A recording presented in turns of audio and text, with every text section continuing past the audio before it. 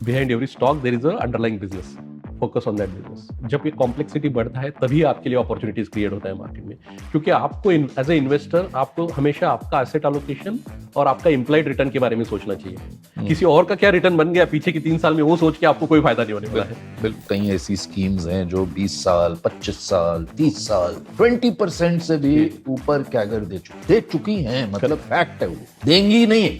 अगर आप relatively younger investor हो, आपके पास कुछ लिवरेज नहीं है, और अगर इंडिया में 12-13% भी अर्निंग ग्रोथ अगर अगले 20 साल के लिए आना है, और आप 25 साल के, 30 साल के, 35 साल के इंडिविजुअल हो, और अगर आपको लिक्विडिटी नीड नहीं है, तो then still equity becomes the best asset class for you, क्योंकि आपको कंपाउंडिंग पे फोकस करना है। आपको ये फोकस नहीं करना है कि हर 6 महीने में मेरा रिटर्न कहाँ जा रहा है। सिंपल है कि इस बहुत ही खास एपिसोड में आप सबका स्वागत है। शेयर बाजार में बहुत उथल पुथल लगी हुई है। डोनाल्ड ट्रंप जी को समझने की हम सब कोशिश कर रहे हैं। ऐसे दौर में बहुत से सवाल हैं, बहुत सी वॉलेटिलिटी है और बहुत सा डर भी बैठ गया। आज मेरे साथ भारत के one of the finest and most respected fund managers में इनकी गिनती होती है। कम बात करते हैं, बहुत ज़्यादा बात करते नहीं हैं, इसीलिए आज का ये पॉडकास्ट आप ज़रूर सुनिएगा। श्री दत्ता भंडवलदार, जो CIO हैं इक्विटीज़ के कैनरा रोबेको म्यूचुअल फंड के। बहुत बहुत धन्यवाद श्री दत्ता आने के लिए, हमसे बात करने के लिए। सिंपल है पे आपको मैंने बहुत फॉलो किया है, आप पर बहुत रिसर्च भी करके आया हूँ, बहुत कुछ सीखा, सिर्फ रिसर्च से ही सीख लिया, तो इसलिए मैं बहुत खुश हूँ कि आप आए यहाँ पे। नमस्ते Vivek, thank you for having us on this show, thank you so much. Shri Datta, ये बताइए, आजकल सबसे पहला तो सवाल पूछ लेता हूँ आपसे कि ऐसा हाहाकार मचा हुआ है, खासकर डोनाल्ड ट्रंप जी ने जब से ये टैरिफ शुरू किए, और धीरे धीरे लग रहा था कि प्रॉब्लम सॉल्व होगी, बेटर होगी, लेकिन ये तो और भी बढ़ती जा रही है। तो इस पर बाजार जिस तरह से रिएक्ट कर रहा है, इसको आप कैसे एनालाइज कर रहे हैं? आई थिंक ये ऑफ कोर्स ये आज के दौर का सबसे इम्पोर्टेंट क्वेश्चन है और सभी के माइंड पे ये है, और इसका डायरेक्टली इनडायरेक्टली ट्रेड, जियोपॉलिटिक्स और मार्केट सभी चीज़ों पे इम्पैक्ट है। आई थिंक इस चीज़ को ऑफ कोर्स हम लोग सिर्फ गेस कर सकते हैं, क्योंकि ये पहले हुआ नहीं है। जैसे अगर आप लास्ट 50 साल देख लो, तो जो ग्लोबल इकोसिस्टम था, particularly economic ecosystem and geopolitical ecosystem, एक तरीके से चल रहा था, जहाँ पे लार्जली यूनिपोलर, या ज़्यादा से ज़्यादा आप बोलोगे रशिया और US था ऑन जियोपॉलिटिकल साइड, और economic basically alignment was largely to US and Europe in terms of the context. ये कॉन्टेक्स्ट पूरा चेंज हो रहा है, जहाँ पे US जो बेसिकली लीड कर रहा था वर्ल्ड को इन टर्म्स ऑफ जियोपॉलिटिक्स, बिकॉज जिसके पास सबसे ज़्यादा पावर होता है वो लीड करता है इकोनॉमिक और डिफेंस पावर। पहले आपके पास इकोनॉमिक पावर होता है, फिर आपको डिफेंस पावर देता है, और उसके तरीके से आप लीड करते हो। US जो है post second world war basically became the leader through economic and then defense power, and the ecosystem was running perfectly fine for last 50 years. For the first time now, ये जो administration है US का, वो believe कर रहा है कि ये इकोसिस्टम हमारे लिए ठीक नहीं है। तो जो लीडर है वही बोल रहा है कि मुझे लीड नहीं करना है, मुझे मल्टीपोलर वर्ल्ड चाहिए, I need my pound of flash, I am not interested in कि एशिया में क्या हो रहा है, यूरोप में क्या हो रहा है, आप आपका देख लो, मुझे अपना देखना है और मेरा इंटरेस्ट देखना है। इसमें उनका जो बिलीफ है वो तो उनका बिलीफ है, और अभी जो एडमिनिस्ट्रेशन है उसका अगर वो बिलीफ है, तो I don't think they are going to go back. Actually to be fair, initially हमें सब लोगों को लगा कि ये इनिशियली करेंगे ये चीज़, और फिर उनको उसका रिपरकशन समझ में आएगा, both in terms of trade and defence, जो पॉलिटिकल इकोसिस्टम, और ये बैक ऑफ कर जाएंगे।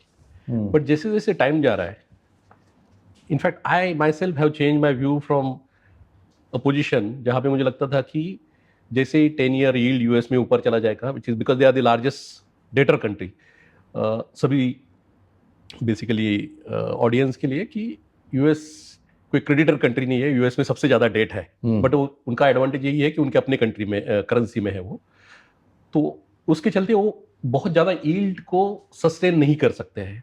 तो इनिशियली मेरा ये होता कि यील्ड ऊपर जाएंगे because global investors will react to it, other countries central bankers will react to it. वो पार्टली हुआ भी है, जिसका आपको रिफ्लेक्शन गोल्ड में दिखता है या प्रेशियस मेटल्स में दिखता है, सेफ्टी की तरफ बाकी लोग जा रहे हैं। या डोमेस्टिक पॉलिटिकल बैकलैश होगा और he will back of, the administration will back of. But जैसे जैसे टाइम जा रहा है, क्या हो रहा है कि ये दोनों भी चीजें हुई नहीं है, और उसकी वजह से जो एडमिनिस्ट्रेशन है उसका कॉन्फिडेंस बढ़ते जा रहा है कि हम ये चीजें करेंगे। और जो मागा जो बोलते हैं वो मेक अमेरिका ग्रेट अगेन वाला जो बेस है उनका, basically relatively less skilled people और mass people in US who have been partly suffered in terms of job creation and all, but वो सपोर्ट स्ट्रेंथन होते जा रहा है। तो उनका कॉन्फिडेंस बढ़ रहा है कि ना इन्वेस्टर्स हमें पुश बैक दे रहे हैं, ना जियो पॉलिटिकल डिफेंस में कोई मुझे पुश बैक दे रहा है, ना इकोनॉमिकली 10 ईयर यील्ड ऊपर जा रहा है। तो ये जो पॉलिसीज है ये पुश की जा सकती है। And I think whatever you are seeing is just extension of those things happening on a continuous basis. अभी इसका रिपरकशन गेस करना हम सिर्फ गेस ही कर सकते हैं। जैसे मैंने बोला कि इनिशियल हमने इसे स्टार्ट चेंज भी इतनी जल्दी जल्दी चेंज इतना फास्ट करे, क्योंकि आप क्या कर रहे हो ना, कोई भी जो रूल्स ऑफ द गेम थे वो चेंज कर देते हो हर 3 महीने में। अभी यूरोप के साथ आपने एक साइन किया है डील जस्ट 6 महीने पहले, आप सडनली आज आके बोल रहे हो कि आप पे एडिशनल 10% टैरिफ। तो अभी तो ऐसा लग रहा है कि इंडिया और चाइना स्मार्ट है, क्योंकि हम लोग उनके साथ डील नहीं किया अभी तक, क्योंकि वो डील का तो कोई मतलब ही नहीं है। मतलब जब जो दूसरा आदमी है अगर वो बुली है या पावरफुल है and he is going to change the terms of the trade every now and then, तो इसका कोई मतलब ही नहीं है। सो जो भी इकोसिस्टम में देख रहा हूं ना, इसका कैसे रिजॉल्व होगा वो तो पता नहीं है, बट मुझे दिन ब दिन लगते जा रहा है कि it's a longer time phenomenon. The world is becoming multipolar. It started with geopolitical disintegration and then it will result into basically economic, not disintegration per se, that's a stronger word, but basically non alignment at least। इसका repercussion 2 या 3 है। एक repercussion इसका clearly है कि global trade impact होता है तो ग्रोथ इंपैक्ट होता है, आप चाहे ना चाहे। दुनिया में अगर आप बहुत सिंप्लीफाई कर दो तो लास्ट 30-40 साल में एक कंज्यूमर था और बाकी सब सप्लायर थे, और जो कंज्यूमर है वो बोल रहा है कि मुझे आपका सप्लाई नहीं चाहिए, मैं आप पे टैरिफ डालूंगा, मैं अपना प्रोड्यूस कर लूंगा। तो जितना वो फ्रिक्शन क्रिएट करेगा उतना एक्सपोर्ट्स हर्ट करेगा, जितना एक्सपोर्ट्स हर्ट करेगा तो प्रोड्यूसिंग कंट्री को कहीं और एक्सपोर्ट करना पड़ेगा, उसका मतलब डंपिंग होगा, उसका मतलब डिसइन्फ्लेशन होगा। सो हर तरीके की चीज जो आपने लास्ट 30-40 साल में नहीं देखी है वो हो रही है। अभी की टेक अवे इसमें से यही है मेरे लिए, तो क्योंकि हम इसको इंडियन कॉन्टेक्स्ट में या इंडियन इकोनॉमी के कॉन्टेक्स्ट में देखते हैं, तो कि एक्सपोर्ट या जो ग्लोबल सिनारियो है वो सपोर्टिव नहीं रहने वाला है। सो आपको कोई टेलविंड नहीं मिलने वाला है वहां से। आप पर्टिकुलर कंपनी हो या पर्टिकुलर सेक्टर हो जहां पे आप मार्केट शेयर गेन कर रहे हो ग्लोबली, अलग बात है, क्योंकि आपके पास टेक्नोलॉजी है, कुछ स्केल है, जो भी है, but otherwise it's very difficult to get a tailwind on that side. Second, कि जो और एक थीसिस था कि यूएस जो लार्जेस्ट डेटर कंट्री है, अगर वो ऐसा बिहेव करता रहा तो eventually the creditors, which is central bankers and private investors globally, who hold effectively more than half of the US assets in financial market, they will say कि बस आपका डेट हम बेच देते हैं, आपका इक्विटी हम बेच देते हैं, बट वो भी हो नहीं रहा है। बट मुझे लगता है कि एंड गेम वो है, ये तभी रुकेगा जब there be a huge pushback on economic side, whereby the global central bankers and investors say that we will dump your financial assets, which will take their yields and up and their currency down. I think at that point in time there will be a serious pushback. But जब वो हो रहा है, वो होने में बहुत time लग रहा है। मुझे लगा था ये बहुत जल्दी होगा था। अगर आपको याद होगा ना, तो जब ये एडमिनिस्ट्रेशन आया इमीडिएटली पहले 3-4 महीने में ही 30 ईयर यील्ड 5% तक चला गया था ऑलमोस्ट, बट उसके बाद वापस कूल ऑफ हो गया। अभी लेटली वापस वो ऊपर जाना शुरू, जैसे जैसे नॉइज बढ़ रहा है, वेनेजुएला का हुआ, फिर अभी यूरोप के साथ उनका चल रहा है, ग्रीनलैंड के लेके, जैसे जैसे नॉइज बढ़ रहा है वापस से हो। इसका रिफ्लेक्शन ऑफकोर्स गोल्ड में आपको दिख रहा है क्लियरली कि at least at the margin central bankers and private investors are buying something which is anti dollar. Effectively it's anti dollar safety trade, okay, safe trade. तो ये जो फ्लो का था, तो सेकंड पॉइंट मेरा ये था, पहला तो ये था कि ये एनवायरनमेंट में ग्रोथ सपोर्टिव नहीं रहेगा ग्लोबल। सेकंड ये है कि आपके फ्लोज सपोर्टिव होने के लिए लॉजिकली आपको कंक्लूजन देखना पड़ेगा जहां पे people want to allocate money out of US and somewhere else, वो एट द मार्जिन हो रहा है, ओके। तो लास्ट ईयर अगर आप देखो तो पहला ईयर था I think another last 10 years में जहाँ पे emerging markets have generally outperform develop markets. आप कोरिया ले लो, आप बेसिकली ब्राज़ील ले लो, काफ़ी सारे, and generally emerging market index as a whole has outperform the basically develop market index. Develop markets I think कुछ 20% ऊपर थे कैलेंडर ईयर में, इमर्जिंग मार्केट्स उससे ज़्यादा ऊपर थे। तो फ्लोज और रिवर्सल या asset allocation reallocation has started. I think it has to accelerate for us to receive money. ये एफआई फ्लो का जो लगातार हमारे question को चल तो रहा नहीं है, आ रहा है, हमारे से तो जा रहा है तो उसमें दोनों है। एक तो इमर्जिंग मार्केट में पैसा आया है ना, बट क्योंकि वो दिख रहा इंडिया है। से तो इंडिया में नहीं आया है withdraw- क्योंकि हमारा जो स्टार्टिंग इक्वेशन था अर्निंग्स और वैल्यूएशन का, अल्टीमेटली कोई भी एसेट एलोकेटर वहीं पे पैसे लगाता है जहां पे उसका इंक्रीमेंटली पैसा बन सके। जो ग्लोबल एलोकेटर है, उसको डेवलप मार्केट हो, इमर्जिंग मार्केट हो, with in emerging market 10 countries हो, उसको चॉइसेस है।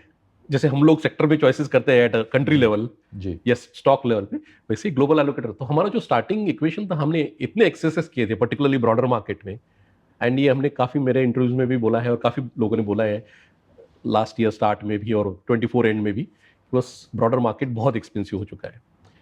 उस कॉन्टेक्स्ट में अर्निंग सिंगल डिजिट हो गया। तो अभी ऐसा आपका इक्वेशन हो गया था कि अर्निंग्स कॉन्टेक्स्ट आपका सिंगल डिजिट है, आपका valuation probably at least 1 standard deviation higher या 2 स्टैंडर्ड डेविएशन हायर हिस्टोरिकल से, तो आपको पैसा क्यों आएगा?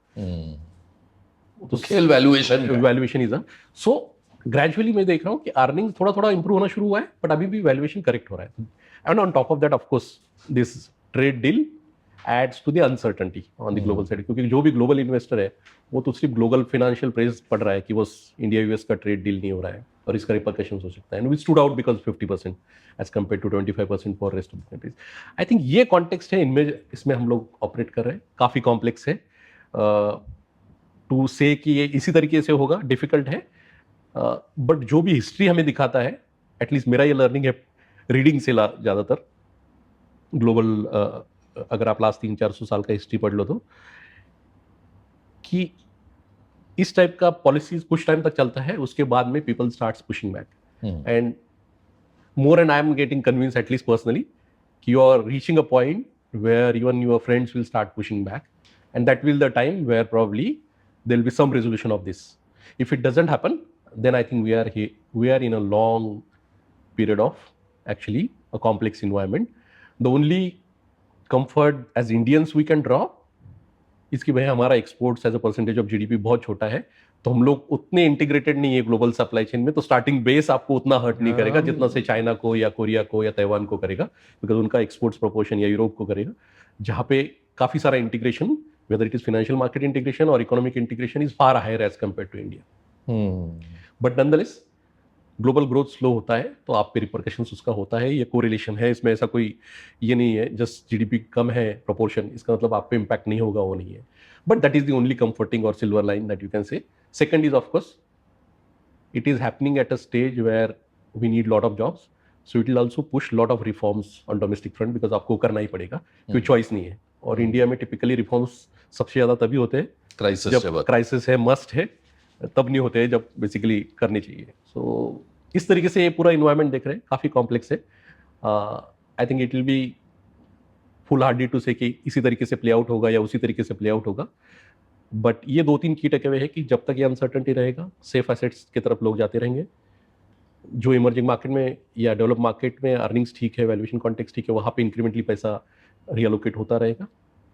थर्ड, जब तक यूएस में आइदर पॉलिटिकल बैकलैश लोकली या यील्ड पे बैकलैश नहीं आता है ग्लोबल इन्वेस्टर्स का 10 ईयर जीसेक 30 ईयर जीसेक में, वहाँ पे जहाँ पे उनका borrowing cost starts going up significantly, they are not going to actually pull back in terms of policies because the confidence is actually going up as you see it. आप और आपके जो भी फंड मैनेजर कॉलीग्स हैं जिन्होंने ये market को 25-30 साल से देखा है, वो एक चीज़ हमेशा कहते हैं कि एंड ऑफ द डे जो मार्केट है वो अर्निंग्स की स्लेव है। जैसे आपने वैल्यूएशन की भी बात की, वो end of the day earnings से ही रिलेटेड है। बहुत उम्मीदें बढ़ रही थी मार्केट में कि ये जो क्वार्टर अभी जो खत्म हुआ ये डिफाइनिंग क्वार्टर होगा, यहाँ से अर्निंग्स ऊपर जाएंगी। हालांकि सारी अर्निंग्स अभी नहीं आई हैं, लेकिन जो ब्रॉड बड़े प्लेयर्स हैं उनकी काफी हद तक आ गई है। क्या उसने आपको डिसअपॉइंट किया? डिसअपॉइंटमेंट या सरप्राइज जो होता है हमेशा एक्सपेक्टेशंस के अगेंस्ट होता है. ओके, आई वुड से नहीं, इसने डिसअपॉइंट नहीं किया है कि अभी तक जो नंबर्स आए हैं इस क्वार्टर के, क्योंकि चीज़ें जब खराब भी हुई तो धीरे धीरे हुई. इफ़ यू गो बैक, तो आपको, अगर आप जान 2025 में चले जाओगे, 1.5-1.25 साल पहले, तो सबका एक्सपेक्टेशन था कि 25 में 12-14% अर्निंग ग्रोथ आ जाएगा. इंडिया में आया है 5%. ओके, 26 में सब लोगों ने एक्सपेक्ट किया था कि 12-14% आएगा initially a year back. Everybody has toned it down to single digit. उस सिंगल डिजिट पे बहुत ज़्यादा डिसअपॉइंटमेंट नहीं दिख रहा है. Last year significant earnings disappointment आया क्योंकि गवर्नमेंट का कैपेक्स ड्यूरिंग इलेक्शन जोर से गिरा. फाइनेंशियल 25 की मैं बात कर रहा हूँ. और लिक्विडिटी बहुत टाइटन रहा. Actually RBI kept liquidity relatively far tighter than what it was required. And on top of that, there were administrative measures where retail lending, personal loan, credit card, MSME and all was actually little curtailed in a way. तीनों चीज़ें reverse हो गई है इस साल. Government का capex तो of course election के बाद में नॉर्मलाइज होना ही था, जो हो गया. आरबीआई का लिक्विडिटी पॉलिसी अगर आप देखोगे तो लास्ट ऑलमोस्ट 3 क्वार्टर में कंसिस्टेंटली लिक्विडिटी 1.5 लाख से 1 लाख से लेकर 2.5 लाख तक सरप्लस में चल रहा है. और क्रेडिट ग्रोथ अगर आप देखोगे लेटली, क्रेडिट ग्रोथ नंबर्स तो ऑलमोस्ट 11-11% तक पहुंच गया है, जो बॉटम 9.5 हो गया था. सो जो चीज़ें हो गई थी काफ़ी, ये जो चीज़ें हैं अर्निंग्स डिसअपॉइंटमेंट का, मुझे लगता है बैकवर्ड लुकिंग है. अर्निंग्स सरप्राइज नहीं है बड़ा, बट अर्निंग्स डायरेक्शनली इंप्रूव होना शुरू हो गया है. फर्स्ट हाफ में लार्ज कैप्स के लिए रफली 8-9% अर्निंग्स ग्रोथ था. सेकंड हाफ में भी रफली 8-9-10% तक रहेगा. तो ये ईयर आप शायद लार्ज कैप्स के लिए, और मैं BSE 100 निफ्टी की बात कर रहा हूँ, रफली 9-10% पे क्लोज करोगे, जो कंसेंसस नंबर है. उसमें कोई डिसअपॉइंटमेंट नहीं है. अभी क्या आज दिख रहा है कि 27 और 28 में जो लोगों ने नंबर बिल्ड किए वहाँ पे कोई डिसअपॉइंटमेंट लग रहा है? ऐसे नहीं लग रहा है हमें कि कोई बड़ा डिसअपॉइंटमेंट हुआ. डायरेक्शनली हमारा अर्निंग्स इंप्रूव हो रहा है. द प्रॉब्लम इज कि while the earnings are recovering, the valuation was still high, that is correcting. Second, the globe is not supporting. So there is no tailwind. So valuation is not a tailwind still. The globe is not a tailwind. The only tailwind that was there, which actually kept market in far better shape than where I expected 15 months back, particularly the broader market, was the domestic supply. Last year, the domestic flow. Last year, $90 billion आया है market में. FIs ने सिर्फ $20 billion बेचे. उसी ने तो खड़ा रखा है. तो उसी ने आपको रिलेटिवली, नहीं तो ये जो वैल्यूएशन अर्निंग्स डायनेमिक्स था ये मार्केट में जल्दी रिफ्लेक्ट हो जाता. वो वहां तब नहीं हुआ है, तो ग्रेजुअली वो होते जा रहा है जैसे जैसे. क्योंकि इन्वेस्टर्स का टिपिकली मैंने देखा है कि कोई भी इन्वेस्टर्स हो, इंस्टीट्यूशनल हो, रिटेल हो, धीरे धीरे करके जैसे डिसअपॉइंटमेंट आता है तब वो बेस केस पे जाते हैं. लास्ट ईयर फाइनेंशियल ईयर 25 में एवरीबडी वाज की between 20 to 24 the returns in market, the earnings was certain way, so that will continue. But now people have gone back to that base case, and I think that adjustment is happening. And as that adjustment is happening, we are still in that pain, which is what you are seeing on screen, whereby that valuation earnings context is getting adjusted. As it gets adjusted, I think people will do excesses also sometimes, given that global complexity तो है ही, ऐसा globe कोई supportive तो है नहीं आपके लिए. But typically I always see this as a better time to actually do allocations, because आप खरीद रहे हैं इस वक्त? हम तो हमेशा 96-97% इन्वेस्टेड रहते हैं. हम 5% से ज़्यादा कैश नहीं रखते हैं, क्योंकि अगर लॉन्ग टर्म में इंडिया का बेस केस भी होल्ड किया 12-13% अर्निंग्स ग्रोथ, जो लास्ट 20-30 साल का हिस्ट्री है, तो आपका उतना तो रिटर्न बनना ही है. देन आपको सिर्फ एक ही चीज़ करना है कि आपको ऐसी जगह नहीं ज़्यादा अलोकेट होना चाहिए जहाँ पे, वो भी होगा मिस्टेक्स, बट बहुत ज़्यादा नहीं होना चाहिए कि जहाँ पे आपका अर्निंग्स बहुत ज़्यादा डाउनग्रेड हो जाए आगे जाके और आप स्टार्टिंग वैल्यूएशन बहुत गलत खरीद रहे हो. बट एट पोर्टफोलियो लेवल वो एडजस्ट हो जाता है. तो अपॉर्चुनिटीज क्रिएट हो रही है. मुझे लगता है कि opportunities gradually more and more create हो रही है. लोग लास्ट ईयर तक पीछे का रिटर्न देख के खुश हो रहे थे. By probably another 6 months, if market remains sideways, people will get unhappy about looking at last year's return. Already आप किसी से मिलिए कहते हैं क्या हो गया नेगेटिविटी देख रहा था. 2 साल में small cap returns are single digit and mid caps, large caps are low double digit. Last 1 साल में small caps are down 7%, mid caps are up 3-4%, large caps are up 6-7% now as on yesterday. तो already काफी सारा pen धीरे धीरे system में आना शुरू हुआ है. बट इस बार फ्लोज का काफ़ी ज़्यादा सब स्केल रहा है, तो डिसअपॉइंटमेंट भी लोगों का चलेगा थोड़ा टाइम।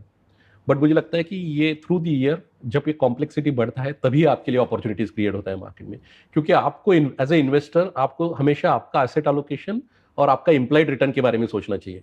किसी और का क्या रिटर्न बन गया पीछे की 3 साल में, वो सोच के आपको कोई फायदा नहीं होने वाला है। So I think that's the focus from our side in all our communication, that last year right from Jan we told people to be conservative. Not only we said that, we reflected it in our conviction. The two NFOs that we brought were non-equity, non-hybrid products हमने लाए, balance advantage और multi asset, which was a reflection that हम लोग उतने constructive नहीं है, but जैसे जैसे पेन आ रहा है we are getting more constructive on market from next 18-24 months perspective. Should people think like कि जो previous 4 साल में वही होगा? नहीं। आई थिंक अर्निंग्स ग्रोथ जो कंसेंसस बिल्ड कर रहा है वो 12-13% ही बिल्ड कर रहा है।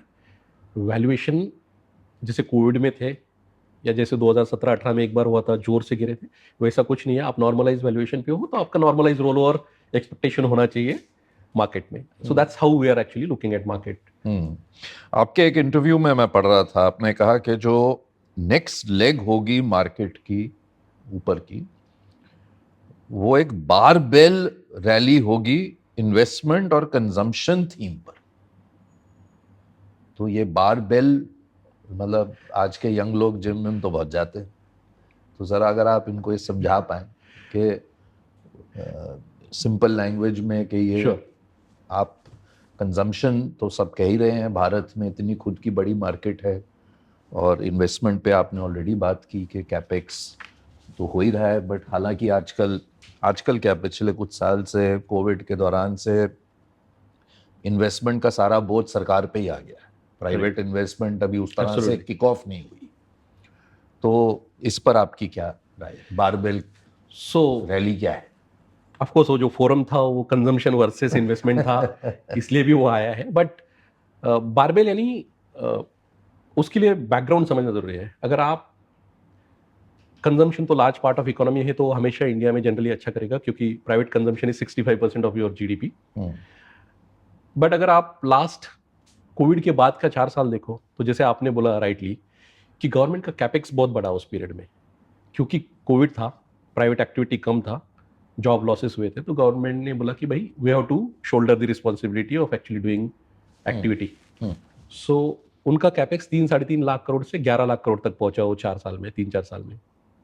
उसकी वजह से हुआ ये कि अगर आप मार्केट में देखोगे, इक्विटी मार्केट में, because it was in the context of portfolio, तो जो रिटर्न्स बने या जो एक्टिविटी हुआ, जो अर्निंग्स बढ़े, वो predominantly investment side of the economy में बढ़े। तो आप पीएसयूज ले लो, आप एक्चुअली डिफेंस ले लो, आप रेलवेज ले लो, आप इंफ्रास्ट्रक्चर सेक्टर ले लो, आप इंडस्ट्रियल्स ले लो, पूरा industrials, infrastructure, investment, real estate, those are the parts of the market which did exceedingly well between 20 to 24। जब वो बोलने का मतलब ये था कि ग्रेजुअली मार्केट, और उस पीरियड में actually while investment is a large portion of the economy, from a market perspective only premium consumption did well, mass consumption actually suffered। okay, so बोलने का मतलब ये था कि मार्केट इस जो एक लेग पे खड़ा था पूरा, वो ग्रेजुअली जाके 2 लेग पे खड़ा हो जाएगा कि इन्वेस्टमेंट्स में जो सस्टेन करेगा, जो पार्ट जो हमें लगता है कि ट्रांसमिशन एंड डिस्ट्रीब्यूशन है या डिफेंस है या रिन्यूएबल है, जो कोर है जहां पे खर्चा होता रहेगा, वो एक पार्ट शायद अच्छा करता रहे। ओके, बट मार्केट जो अच्छा नहीं किया है, मास कंजम्पशन, पूरा कंजम्पशन जो स्टेपल से लेके काफी सारे जो लो टिकट कंज्यूमर डिस्क्रिशनरी है, वो कुछ भी अच्छा नहीं किया है। Gradually government will also start allocating resources towards that, which you have seen through the year, कि गवर्नमेंट ग्रेजुअली पहले पर्सनल टैक्स कर दिया, जीएसटी कट दिया, फिर स्टेट गवर्नमेंट लेवल पे इफेक्टिवली सोशल वेलफेयर स्कीम्स जो दे रहे हैं, so put together interest rate cuts हुए, तो सब आप ऐड कर लो तो रफली 3-4 लाख करोड़ का इफेक्टिव स्टिमुलस है वो इकोनॉमी को। और ये स्टिमुलस ज्यादातर कंजम्पशन साइड में जाएगा, because it's a low ticket stimulus to economy, it's not a infra project. तो उसके चलते जो दूसरा पार्ट है इकोनॉमी का और मार्केट का, जहां पे काफी डिसअपॉइंटमेंट है लास्ट 3-4 साल में ऑन रिलेटिव बेसिस, वहां पे ग्रेजुअली एक्टिविटी शुरू होगा। इसलिए हमने उसको बारबेल बोला कि ये एक लेग था, ये दूसरा भी लेग खड़ा, थोड़ा सा बैलेंसिंग रहेगा। So fund manager, as a fund manager या एज अ पोर्टफोलियो मैनेजर्स, हमें हमारा भी फोकस सिर्फ ये जो पार्ट था इकोनॉमी का या पोर्टफोलियो में ये जो ओवरवेट्स थे उनसे थोड़ा थोड़ा हटा के ग्रेजुअली इस पार्ट में कहाँ कहाँ पे एक्टिविटी हो रही है और इंक्रीमेंटली बेसिकली सरप्राइजेस आ रहे हैं कंजम्पशन साइड में, वो देखना शुरू करना पड़ेगा. That was the context in which I made that statement. Shridatta, हालांकि आप एक इक्विटी के माहिर फंड मैनेजर हैं, लेकिन क्या आप मानते हैं कि जो हाइब्रिड कैटेगरी है, जैसे अभी आपने कहा मल्टी एसेट एलोकेशन या बैलेंस्ड एडवांटेज फंड, ये गेम चेंजर हो सकते हैं इस देश में? क्योंकि सबसे बड़ी समस्या जहाँ तक मैंने देखा है निवेशकों के साथ, वो ये है कि स्कीम्स चेज करते हैं या स्टॉक्स चेज करते हैं, और आप लोग सब डेकेड्स से सबको कह रहे हैं कि एसेट एलोकेशन से पैसे बनते हैं, और आज का दौर है डू इट योरसेल्फ, तो लोग जाना भी नहीं चाहते किसी अच्छे एडवाइजर के पास, बैठना नहीं चाहते, समझना नहीं चाहते. तो ऐसे में हो ये रहा है कि, और ये आज की बात नहीं है, पहले भी ऐसे ही था कि आप एसेट एलोकेशन ही नहीं कर पाते, और इसलिए जब कोई एक एसेट क्लास ऊपर नीचे जाती है आप बिल्कुल हो जाते हैं. तो क्या आप मानते हैं कि जो ये कैटेगरीज हैं जो आपने भी मेंशन की, जिनमें आपको एक ऑटोमेटिक किस्म से एसेट एलोकेशन मिल रही है, ये भारत देश में जहां अभी भी फाइनेंशियल लिटरेसी बहुत कम है, ये गेम चेंजर हो सकता है?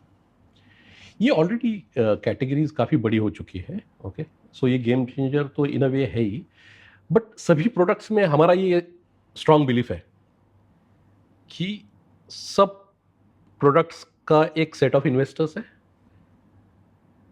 सब प्रोडक्ट्स के लिए का एक रिस्क प्रोफाइल है, और सब प्रोडक्ट्स में आपको एज अ इन्वेस्टर एक रिटर्न एक्सपेक्टेशन होना चाहिए. प्रॉब्लम ज़्यादा तब होता है जब एक एक्सपेक्टेशन वाला इन्वेस्टर दूसरे कैटेगरी में इन्वेस्ट करता है. बट जनरिकली यस, जो जनरिक इन्वेस्टर है जिसे बिल्कुल भी कुछ नहीं पढ़ना है और भाई मुझे कुछ ज़्यादा सोचना नहीं है, मैं ये पैसा 100 रुपये दे देता हूँ, मुझे नहीं समझ में आता है कैसे एलोकेट करना है, as a fund manager you have some processes and basically strategies, you allocate this that way. This is a simpler product for anybody without actually bothering too much.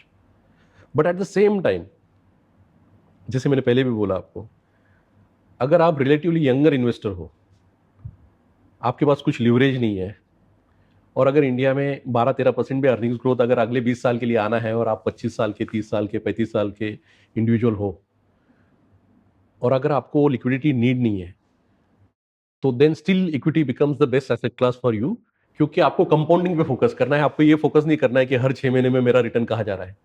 Because the problem happens, why I said asset allocation is important, because काफी बार लोग पहला चीज पे focus नहीं करते हैं कि भाई मेरा इक्विटी में पैसा लगा कितना है, वेदर इक्विटी हाइब्रिड्स हो या प्योर इक्विटी हो, आपका लगा है 100 रुपये में से 3 रुपया, फिर आप पूरा दिन दुनिया भर का डिस्कशन कर रहे हो उस पर कि ग्लोबल में क्या हो रहा है, लोकल में. भाई पहले तो आपको आपका एसेट एलोकेशन ठीक करना पड़ेगा, तभी तो आपके रिटर्न्स आएंगे. अगर मेरा 95% या 90% एसेट्स पड़ा है either फिक्स्ड डिपॉजिट्स या रियल एस्टेट या गोल्ड में, which historically has a 6-7% return. See gold might have done well in last 2-3 years, but अगर आप लंबा पीरियड देख लो तो 6-7-8% रिटर्न बनता है इन सब पोस्ट टैक्स ये सब एसेट क्लासेस में. तो अगर आपका एसेट्स यहाँ पे पड़े हुए तो आपका ऑफकोर्स इम्प्लाइड रिटर्न कम होगा. सो उस कॉन्टेक्स्ट में एसेट एलोकेशन ज़्यादा इंपॉर्टेंट. आपको नहीं समझ में आता है तो आप आउटसोर्स कर दो, उसके लिए प्रोडक्ट्स है. Yes, from that perspective this products will become big, but at the same time नहीं, मैं इधर और नहीं कह रहा था. तो जो इन्वेस्टर है जिन्हें चाहिए कि भाई मुझे हाईएस्ट रिटर्न चाहिए या मेरा रिटर्न एक्सपेक्टेशन ज़्यादा है, मैं वोलेटिलिटी ले सकता हूँ, तो आपको होराइजन बढ़ाना चाहिए, और आपको ब्रॉडर मार्केट में भी जा सकते हो आप through SIP. Not at this point in time, still the valuation is high, so I will not से कि आप लमसम जाइए, बट आप over a period of time जा सकते हो उसमें, क्योंकि ओवर पीरियड ऑफ टाइम वहाँ पे ही आपका 15-17% CAGR बन सकता है. अगर मैं हिस्टोरिकल डेटा ले लो तो वो तो आपका एसेट एलोकेशन प्रोडक्ट में नहीं बन पाएगा. So I think lot to do it investor thinking about themselves first, thinking about their objectives first, thinking about their balance sheet and P&L and cash flows first, and then deciding how to allocate money. But होता क्या है कि लोग generally 25 last 2 साल में जो चीज़ चला है या आज जो कोई बोल रहा है उसी पे फोकस करते हैं. वो मेरे ओवरऑल पिक्चर में फिक्स होता है या नहीं, वो नहीं देखते. देखते. आप जैसे लोग इतनी मेहनत करते हैं और मैं जब देखता हूँ बहुत खुशी होती है कि कई ऐसी स्कीम्स हैं जो 20 साल, 25 साल, 30 साल, 20% से भी जी। ऊपर कैगर दे चुकी हैं, मतलब Correct. फैक्ट है, वो देंगी नहीं। करेक्ट। और आपकी भी कई ऐसी स्कीम्स होंगी, लेकिन जब पूछो किसी से कितने लोग रहे उस दौरान, बहुत कम। आपके एक कॉलीग ने मुझे नंबर दिया 23 लोग 20 साल 25 साल रह के उसका फायदा उठा पाए। I am sure the number 50-60 ऊपर नीचे आपके साथ भी होगा, लेकिन ये जो बिहेवियरल चेंज है, ये आप देख रहे हैं कि चेंज हो रहा है कि अभी भी वैसा ही है कि भाई 2 साल में निकलो, कहीं और जाओ, यहाँ जाओ, वहां जाओ? ये चेंज तो हो रहा है, एंड ये सिर्फ फिनांस में नहीं, मुझे लगता है ये तो सोसाइटी का चेंज है।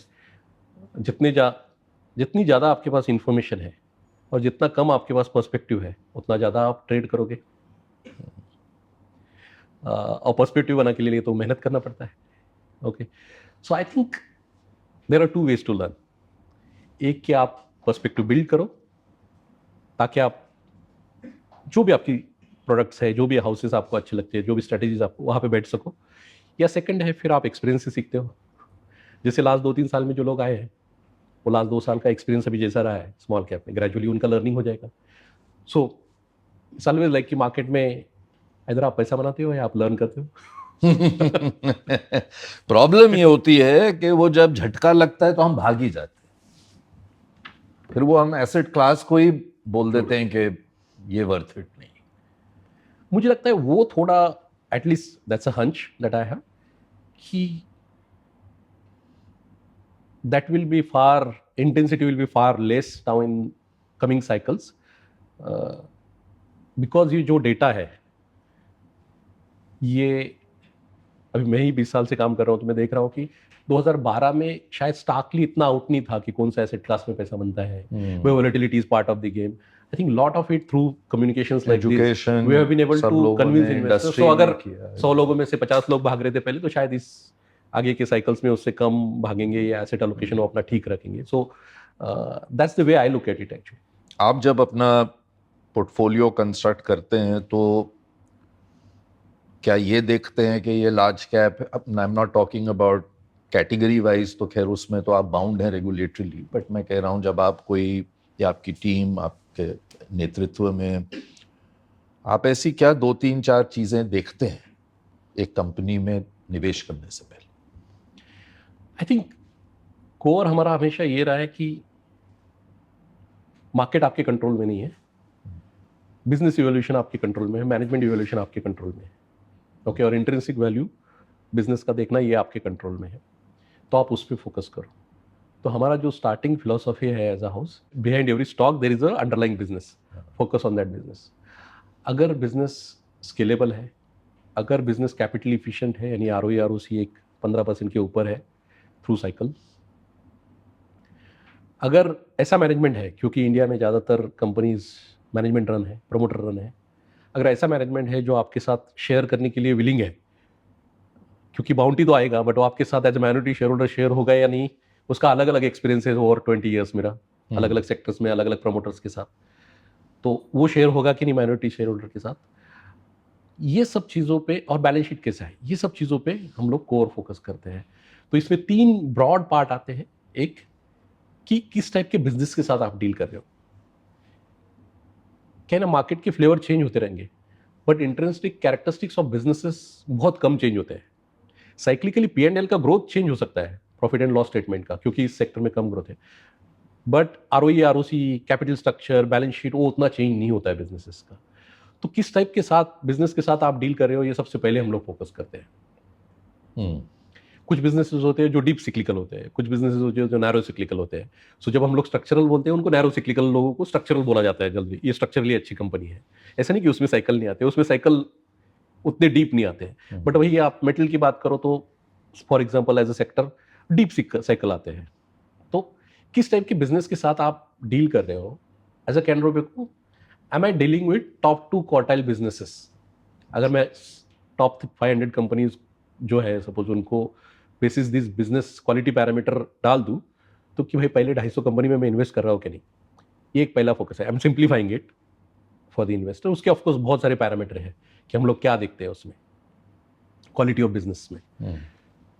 फिर आता है बेसिकली, और जो just to conclude, quality of business में बेसिकली कि भाई इसका कॉम्पिटिटिव एडवांटेज क्या है, जो आपका आरओई आरओसी में रिफ्लेक्ट होगा, इसका कैपिटल स्ट्रक्चर क्या है, कैपिटल इफिशिएंसी क्या है इस बिजनेस में, इनहेरेंटली सिक्लिकलिटी कितना है इस बिजनेस में, ग्रोथ प्रोफाइल क्या है बिजनेस का, ये सब पैरामीटर आते हैं। Of course it's quite in detail, but एक क्वालिटी ऑफ बिजनेस, क्या बिजनेस के बेसिकली किस टाइप के बिजनेस के साथ आप डील कर रहे हो, ये पहला पैरामीटर। दूसरा है किस टाइप के मैनेजमेंट के साथ आप डील कर रहे हो।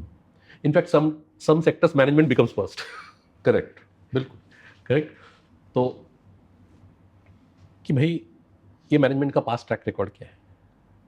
मैनेजमेंट की जब आप बात करते हो तो दो चीज़ों की आप जनरली बात करते हो, इसको हम लोगों ने टेक्निकली अलग तरीके से किया, बट सिंप्लीफिकेशन के लिए मैं, मैनेजमेंट का कैपेबिलिटी क्या है और मैनेजमेंट का इंटेंट क्या है। तो कैपेबिलिटी आपको सभी चीज़ों में रिफ्लेक्ट होता है कि पास में कैसा डिलीवर किया है वर्सेस पीयर्स कैसा डिलीवर किया है, मार्केट शेयर गेन है कि नहीं, कॉस्ट स्ट्रक्चर कंपनी का कैसा रन कर रहे हैं लोग, प्रॉफिटेबिलिटी कैसा है कंपनी का, सो मार्केट शेयर कैसा है, रिलेटेड अनरिलेटेड एक्विजिशन जो किए वो कैसे सक्सेसफुली या अनसक्सेसफुली प्ले आउट हुए हैं। That tells you about the capability of the management. It doesn't tell you about the intent of the management. There could be a very strong capability of a particular management, but उसका हो सकता है कि intent में आपके साथ share नहीं कर रहा है। दूसरा होता है, और मैं हमेशा सेकंड पे ज़्यादा एम्फेसाइज करता हूँ क्योंकि ग्रोथ तो सिक्लिकल है सब बिजनेसेस में थोड़ा थोड़ा, कि भाई ये मैनेजमेंट का इंटेंट क्या है, वो सब आपको अकाउंटिंग प्रैक्टिसेस में दिखता है, उसके कैपिटल एलोकेशन हिस्ट्री में दिखता है, बैलेंस शीट में बेसिकली आपके related party transactions unrelated party transactions कैसे है उसमें दिखता है, आपका बोर्ड कॉन्स्टिट्यूशन कैसा है दिखता है, इंडिपेंडेंट बोर्ड ऑफ डायरेक्टर्स कौन है उसमें दिखता है।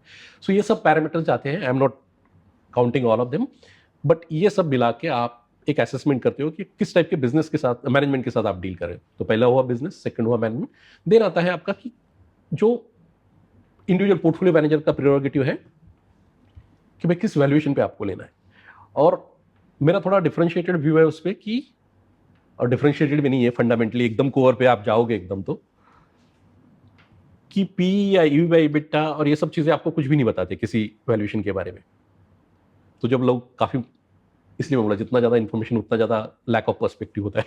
ओके, क्योंकि सोशल मीडिया में जब भी कोई भी कंपनी का डिस्कशन होता है तो I see people quoting this things, but उसका कोई मतलब नहीं होता है, क्योंकि ultimately capital efficiency, scalability and longevity of that growth defines कि आपको स्टार्टिंग वैल्यूएशन कैसा मिलेगा।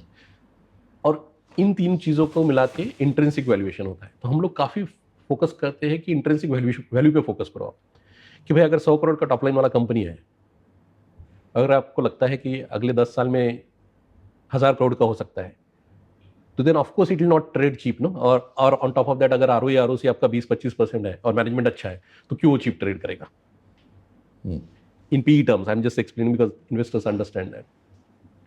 तो हम लोग इस चीज़ पे बहुत फोकस करते हैं जब कोई भी थोड़ा सा एक्सपेंसिव स्टॉक ट्रेडिशनल टर्म्स में दिखता है उसमें, कि भाई इसका स्केलेबिलिटी क्या है, कैपिटल इफिशिएंसी यानी इसमें क्या इंक्रीमेंटल आरओसी बन सकता है, कैश फ्लोज क्या बनते हैं, और ये स्केलेबिलिटी कैप्चर करने का मैनेजमेंट का कैपेबिलिटी है कि नहीं, और कितने पीरियड तक वो चल सकता है। At the same time intrinsic value low P stock पे भी हो सकता है, तो वहाँ पे बट ज़्यादातर बार हमने देखा है कि ट्रैप्स होते हैं। तो उसको हम इस तरीके से देखते हैं कि भाई ये जो लो पी है, पूरा मार्केट बोल रहा है कि ये सपोज फॉर एग्जांपल कंपनी ये has to trade at 10 P, if I have to make money I need to have a conviction in my thesis कि this earnings growth, capital efficiency has to significantly go up, then only its PE will go up or the valuation will go up, right? तो जिसको traditional term में लोग काफ़ी value बोलते हैं, growth बोलते हैं, वैल्यू बोलते हैं, वो सब एक्चुअली होता वैल्यू ही है, क्योंकि fundamentally you are buying 30 P stock और 5 पी स्टॉक, यू बिलीव कि incremental growth, incremental capital efficiency is better than what in the past was there, that's how you will make money. तो जब typically लो P हम लोग stock देखते हैं तो हम लोग ये देखते हैं कि टेंजिबल, डिजर्नेबल और टाइम बाउंड ड्राइवर है कि नहीं इसमें, क्योंकि millions of investors in market are saying it should trade at 10 PE. I am saying no, it should trade at 15 PE. Then I need to have a tangible, time-bound and discernible driver in place, which I can put on paper and say कि अगले 2 साल में ये चीज़ें हो जाएंगी, तो ये मेरा थीसिस राइट जाएगा। रॉन्ग भी जा सकता है, बट ये राइट जाएगा। तो ये कॉम्बिनेशन हम लोग देखते हैं जब हम लोग वैल्यूएशन देखते हैं, क्योंकि ये क्वेश्चन काफ़ी बार ग्रोथ वर्सेस वैल्यू आता है, इसलिए मैंने उसमें इसमें ऐड कर दिया वैल्यूएशन पर। तो ये 3 पैरामीटर एज अ हाउस हम लोग प्रिडोमिनेटली देखते हैं कि management quality, business quality and then intrinsic valuation of the business. ये 3 चीज़ों पे हम लोग एज अ हाउस फोकस करते हैं जब कोई भी नया कंपनी हमारी यूनिवर्स में ऐड होता है। जब मैं रिसर्च कर रहा था आप पर, तो मैंने देखा कि हर जो रैंकिंग है टॉप फंड मैनेजर्स की, उसमें आपका नाम अव्वल आता है। ऐसा क्या खाते हैं आप? नहीं आपने ये सब चीजें बता दी मेरे को। नो दैट तो गॉड हैज बीन काइंड। नहीं, गॉड तो हम सब पे काइंड होते हैं, लेकिन आपने ऐसा क्या नहीं फिलॉसफी बनाई अपनी इन्वेस्टिंग की? क्योंकि देखिए, रिसर्च तो सब करते हैं, और आपने कहा क्वालिटी ऑफ मैनेजमेंट खोजते सब हैं, सभी खोजते हैं कि मैं कैसे बेटर बन सकूं, लेकिन एक सस्टेन तरीके से on top of your game रहना, और जो भी ऐसी एक आपके जैसे इतनी high frequency, high pressure, high stress की जो एक काम है आपका फंड मैनेजमेंट का, तो आपके में क्या अलग है आपके मुताबिक कि ये हर रैंकिंग में आप कई चेहरा सामने आ जाता है? नहीं, ऐसा तो आई डोंट थिंक कि कोई बात है। हम तो वही कोर चीज़ों पे फोकस कर रहे हैं जो फंडामेंटल है, और हर चीज़ सिक्लिकल होता है। ओके, बट हमारा एक अटेम्प्ट रहता है कि मैंने जो 3 चीज़ें बोले आप, अगर हम लोग कंसिस्टेंटली ये कर पाए तो होता है। कोई साल में नहीं भी होता है, तो आप कभी नहीं भी देखेंगे हमारे चेहरे नहीं, पर। मैंने तो आपका चेहरा हमेशा तो- मैं आपको सच्चे दिल से कह रहा हूं, आपको फ्लैटर नहीं कर रहा मैं आपको कह रहा हूं कि मैं ये जानना चाह रहा हूं कि आप ऐसा क्या करते हैं बिहेवियरली? इन्वेस्टिंग भी बिहेवियर ही होता है नहीं, आई किस्म थिंक का। कंसिस्टेंटली क्या रुके रहते हैं? नहीं, consistently sticking to what I told you and doing it consistently is difficult. See, fundamentals जैसे मैंने इनिशियली भी बोला कि फंडामेंटल्स तो सभी सबके सेम पास सब अवेलेबल same हैं, ओके, सबके पास। बट आप जब इम्प्लीमेंट कर रहे हो, आप कितना उसको स्टिक कर पा रहे हो हर बार, वो थोड़ा तो बिहेवियरली चाहे दुनिया की जो भी नॉइज हो, आप किस तरह से कंसिस्टेंट रह सकते हैं, वो आपको फोकस वो करना है। डिसाइड करता है। उसमें ये भी होगा कि आपके कभी कभी परफॉर्मेंस ऊपर रहेगा, कभी नीचे रहेगा, बट जब नीचे रहे तो आप आपके प्रिंसिपल्स नहीं छोड़े। I think that is very critical. Affect ना हो, अफेक्ट नहीं हो, क्योंकि आप That is लोगों की भी इतनी स्क्रूटनी होती है। करेक्ट, तो होती है, इसलिए मीडिया कम करते हैं। वही कह रहा हूं सो नहीं, चलिए, एक दो चीजें तो मैंने नोटिस की। एक, आप इतने रिलैक्स्ड किस्म के इंसान हैं, स्माइल कर रहे हैं, बिल्कुल चेयरफुल इंसान हैं, तो ऐसे स्ट्रेस फील्ड एनवायरनमेंट में ऐसे रहना मुझे बहुत मुश्किल होता हो। नहीं, मुश्किल तो है, but I think it's like any job, you have also worked in your field which is also very stressful. हमारा इतना नहीं है जितना आपका है। तो आई थिंक ये तो एक्सपीरियंस का बात होता है। तो विद एक्सपीरियंस स्ट्रेस तो उतना ही है, you learn to handle it better probably, and you know कि कोई भी चीज is not going to stay. So if it's bad time and good time is going to come, and if it is good time, bad time are going to come. So once you know that and once you fit that in your head, I think it's far easier to take things in stride when they are not going well. When they are going well, anyways, you don't get stress. Aurangabad जैसी इतनी प्यारे शहर को engineering कर लिया आपने, छोड़ के मुंबई कैसे आते?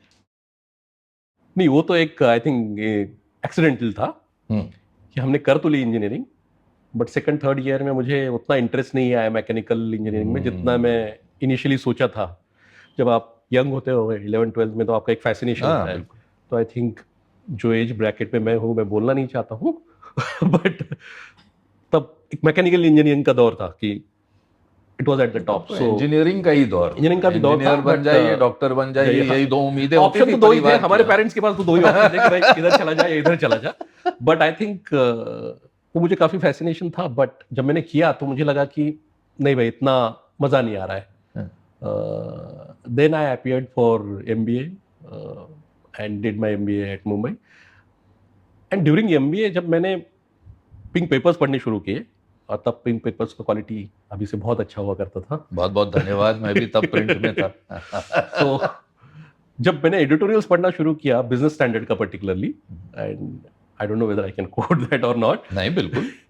सो मुझे पहला इंटरेस्ट मुझे मैक्रो इकोनॉमिक्स से स्टार्ट हुआ while I was engineer. I thought this is something which is very interesting, this is fascinating. not that you can control anything or it has lot of value from an application perspective, but you can correlate things and understand the framework, broader framework in which you are operating. और वहाँ से मेरा finance में interest gradually built हुआ. Actually it started with micro economics and then ये built होता रहा कि मेरा एज अ पर्सनैलिटी भी बेंड है. मुझे अगर माइक्रो इकोनॉमिक्स अच्छा लगता है, रिसर्च अच्छा लगता है, तो ये एक फील्ड है फिर जहाँ उसमें पे घुस जाते हैं आप. तो उसमें घुस जाते हैं. तो मैंने ज्वाइन तो किया था बैंकिंग में कैंपस से, बट फिर मैंने छोड़ दिया 6-8 महीने में, और फिर उसके बाद में इक्विटी में किया है पूरा टाइम. तो आपका बचपन कैसा बीता? आई थिंक हमारे टाइम तो बचपन बहुत सिंपल था. हाँ, खेलो कूदो, पढ़ाई करो, इंजीनियर बनो या डॉक्टर बनो. फैमिली बिजनेस में थी कि नहीं, family- वर्किंग थी? नहीं, वर्किंग थे. मैं फादर वाज अ टीचर. अच्छा, he was a renowned teacher in the तभी एरिया. ये संस्कार आए हैं आप. तो वो मैथ्स के रिनाउंड टीचर थे. मॉम हाउसवाइफ थी. Siblings are still in Aurangabad. They actually one has business, the other one is doctor. ऐसी कौन सी चीज है जो आप अपने माँ बाप की हमेशा याद रखते हैं? Oh, my father has a lot of influence on me.